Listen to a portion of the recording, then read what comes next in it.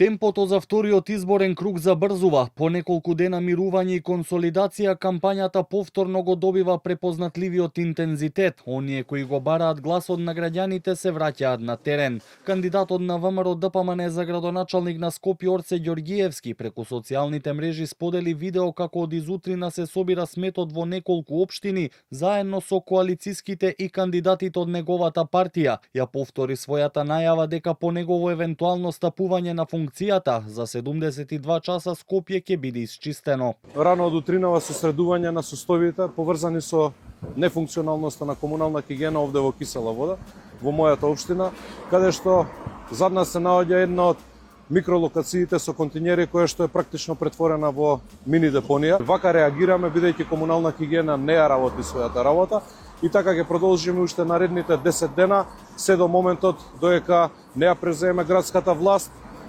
и не ги средиме конечно состојбите таму. Фантастично беше што влеговме во вториот круг. Фантастичното можеме да го очекуваме и понатаму. На овој начин ги посочи шансите за Скопје кандидатот на левица Мециновиќ кој верува во победа. Вели изборот е помеѓу кандидатот на Скопјани и владиниот кандидат, односно влада која според него со сметот прави театар од здравието на граѓаните. Со оваа нова ситуација со ѓубрето, каде што сака да се прогласи кризна состојба со ѓубрето во Скопје, тоа значи дека секогаш можеле да ја направат, но очигледно дека владата сакаше до крај да ги истроши скопјани, до самиот крај, до предизбори, за да прави театар од нивното здравје. Повторно ќе кажам дека во следната недела ќе имаме јасен избор помеѓу една уценувачка влада и уценувачки владин кандидат кои ни велат ако не ни изберете нема ништо да ви функционира. Имаме една опција која е обединувачка. Се огласија денеска и кандидатите на Карпош, Јакимовски и Лукровски. Кандидатот на Искуство за успех најави реконструкција на улици и победа.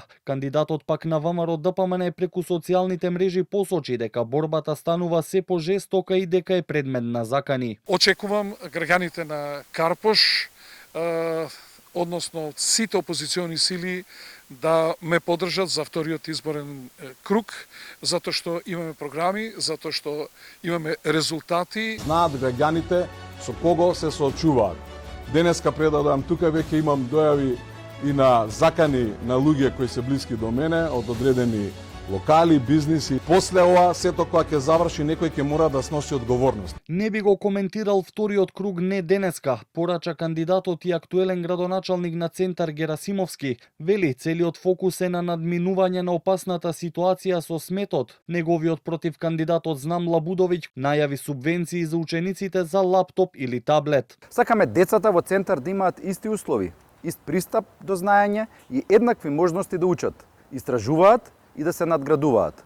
Образованието е највредната инвестиција што можеме да ја направиме, затоа што вложувајќи во нив, вложуваме во нашата иднина. Во моментов, изминатите денови сме сконцентрирани на решавање на најголемиот проблем, а тоа е сметот кој што се шири и заразите кои што не де Боже ќе се шират низ општината.